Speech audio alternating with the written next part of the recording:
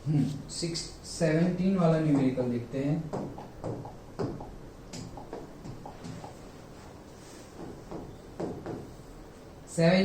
क्या बोल रहे हैं, इफ दी, देखो ये पूरी एक्सरसाइज की ना तुमने, तो ये चैप्टर का कोई ऐसा न्यूमेरिकल नहीं होगा जो तुम्हें ना आए, क्योंकि सारे न्यूमेरिकल डिफरेंट डिफरेंट है। ऐसा नहीं है कि कुछ एक हो गया और हो गया, सब में कुछ ना कुछ सोचना है तुम्हें, मतलब ओके।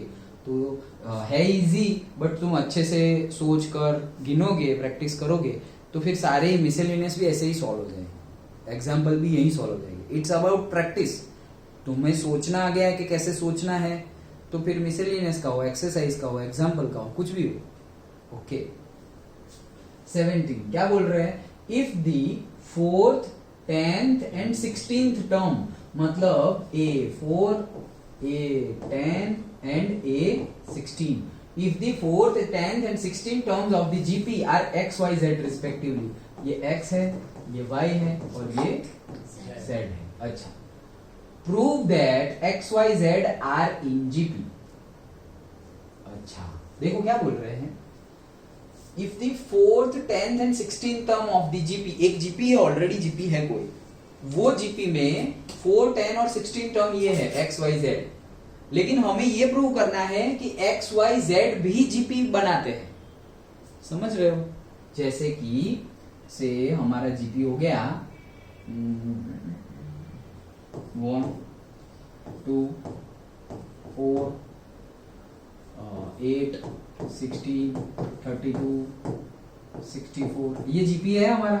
देखो 2/1 2, 4/2 2, 8/4 2, 16/8 2, ये GP है।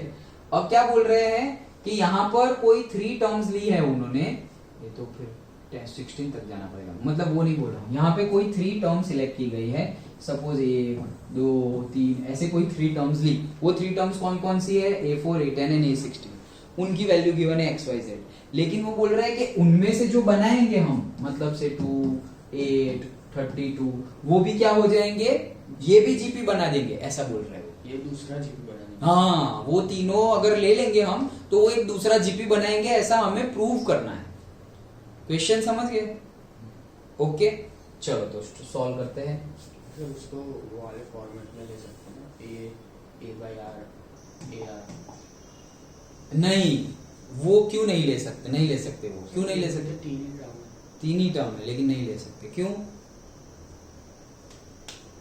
साथ में इसलिए। हाँ, हमें A4 A10 A16 गिवन है, वो तो 3 साथ में टर्म होती है, सपोज A1 A2 A3, क्योंकि रेशियो फिर तुम्हारा R होना चाहिए ना, साथ में नहीं होगा। अभी A10/A4 थोड़ी R होता है, वो थोड़ी हमें बोला है, वो तो A4/A3 R होता है। समझ में आया, तो वो 3, जब 3 टर्म होगी तब तुम वैसा एज्यूम कर सकते हो, वो भी 3 कंसेक्यूटिव टर्म्स होनी चाहिए, मतलब एक ही सीक्वेंस में होनी चाहिए, 1 2 3 4 5 6 7 8 9 ऐसे, कोई भी 3 टर्म्स, मतलब रैंडमली नहीं, एक लाइन में होनी चाहिए, 10 11 12 ऐसे, तो ही आर सेम होगा ना। Done, okay. अब इसमें क्या बोल रहा है कि ये 3 टर्म्स तो एक्स वाई जेड है, एक्स वाई जेड मिलके भी एपी बना रहे हैं, ऐसा ही बोल रहे हैं। देखो मैं 16 तक लिख के देता हूं तुम्हें, A1 A2 A3 A4 A5 A6 A7 A8 A9 A10 A11 A12 A13 A14 A15 A16। Done. अब क्या बोल रहे हैं, A4 x है, ये है x, फिर A10 y है, ये है y, A16 क्या है z, ऐसा बोल रहे हैं। और अब ऐसा बोल रहे हैं prove that X Y Z are in GP. तो अगर ये जीपी की बात कर रहे हैं तो एक्स वाई जेड तो जीपी में है ही, वो तो उन्होंने बोला ही है, तो इसमें प्रूव क्या करना, वो ऐसा बोल रहे हैं कि ये एक्स वाई जेड अगर हम लेंगे वो भी एक जीपी बना रहे हैं, ये तो जीपी में है ही ना भाई, एक्स वाई जेड तो जीपी में है ही, वो तो उन्होंने बोला ही है, A4 A10 A16 ये है, तो भाई वो तो जीपी ही बना रहा है, वो तो उन्होंने बोला ही है। लेकिन ऐसा बोल रहे हैं एक्स वाई जेड को अगर लेंगे हम, एक्स वाई जेड ये भी एक जीपी है, ऐसा प्रूव करो, ऐसा बोल रहे हैं। तो ये जीपी है ऐसा कैसे प्रूव कर सकते हैं, 3 टर्म्स है, याद करो जियोमेट्रिक मीन, तो हमें 3 टर्म्स पता है, तो जियोमेट्रिक मीन हम निकाल सकते थे। तो हमारा जियोमेट्रिक मीन क्या था, से middle term y is equals to square root of first and third term, correct. तो x z, अगर ऐसा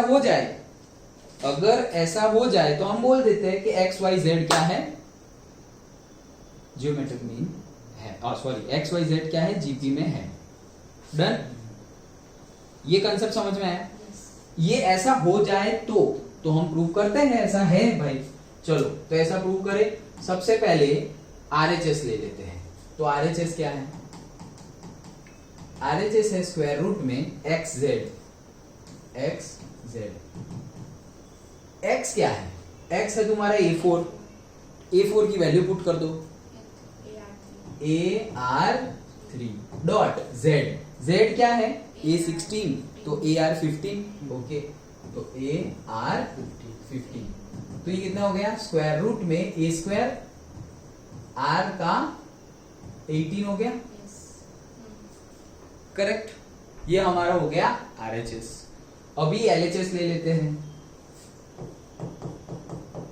LHS में क्या है, y क्या है हमारा, A10 है। तो A10 क्या है, AR9, करेक्ट। ऐसा ही है, AR9 ही है। अब हमें क्या बोलना है कि LHS is equal to RHS है तो XYZ जीपी में, तो LHS is equal to RHS है ही, थोड़ा लग नहीं रहा है लेकिन है ही। A स्क्वायर को स्क्वायर रूट में से बाहर निकालेंगे तो क्या होगा, A। वैसे ही मतलब इन शॉर्ट ऐसा हम ऐसा लिख सकते हैं, A square R⁻18 whole raise to 1/2, ऐसा लिख सकते हैं, ओके। अब ये A स्क्वायर है तो A स्क्वायर इंटू 1/2 हो जाएगा, इंटू R18 इंटू 1/2 हो जाएगा। तो ये क्या हो गया, 2 कट, और ये भी 9 था, सो आ गया AR9। मतलब डायरेक्ट स्क्वायर से स्क्वायर रूट क्यों नहीं काट सकते हैं। कौन सा स्क्वायर से स्क्वायर रूट, इस केस में काट सकते हैं, प्लस में नहीं काट सकते। प्लस में नहीं, इस साइड स्क्वायर ऑलरेडी गिवन है और फिर तुम कर रहे हो तो प्लस और माइनस आएगा। ऐसा नहीं सर, मतलब वो पता है हमारा फॉर्मूला है ना, वो ज्योमेट्री वाला, अंडर रूट में x माइनस एक्स स्क्वायर वाला, वो x2 minus x1 by whole square, वो ज्योमेट्री वाला, जो 3D ज्योमेट्री वाला। मतलब किस चीज का फॉर्मूला, वो under root x2 minus x1 distance formula. हाँ। तो डिस्टेंस फॉर्मूला कहाँ, ऐसा मतलब नहीं, उसमें भी नहीं काट सकते ना ऐसा। उसमें क्यों नहीं काट, उसमें नहीं काट सकते, क्यों नहीं काट सकते, बीच में प्लस है इसलिए नहीं काट सकते। बीच में अगर मल्टीप्लाई हो तो काट सकते हैं। अगर उसमें भी ऐसा तुम डिस्टेंस फॉर्मूला लिखो कि भाई x2 minus x1 to the whole square plus y2 minus y1 to the whole square plus z2 minus z1 to the whole square, तो ये बीच में प्लस है इसलिए नहीं काट सकते, इसलिए डायरेक्टली स्क्वायर रूट हम नहीं ले सकते। अगर ऐसा होता स्क्वायर रूट में x2 minus x1 to the whole square, y2 minus y1 to the whole square, z2 minus z1 to the whole square, तो यहाँ पर उड़ा सकते हैं हम स्क्वायर रूट। तो यहाँ पे तुम्हारा आंसर आ जाएगा x2 minus x1, y2 minus y1, z2 minus z1। कहाँ गया भाई ये, तो ये स्क्वायर और स्क्वायर रूट चला गया, बीच में प्लस है इसलिए नहीं जा सकते। यहाँ पर बीच में प्लस है नहीं तो डायरेक्टली हम लिख सकते हैं, लेकिन तुम्हें 18 समझ में नहीं आया इसलिए मैं ऐसे 1/2 करके किया। अंडरस्टूड, पक्का। तो ये प्रूव हो गया, देखो ये AR9 आया LHS और RHS भी आया AR9, therefore LHS is equals to RHS। और अगर LHS is equals to RHS हो गया दैट मीन्स जियोमेट्रिक मीन का फॉर्मूला सेटिस्फाई है, और जियोमेट्रिक मीन का फॉर्मूला सेटिस्फाई है that means XYZ are in GP.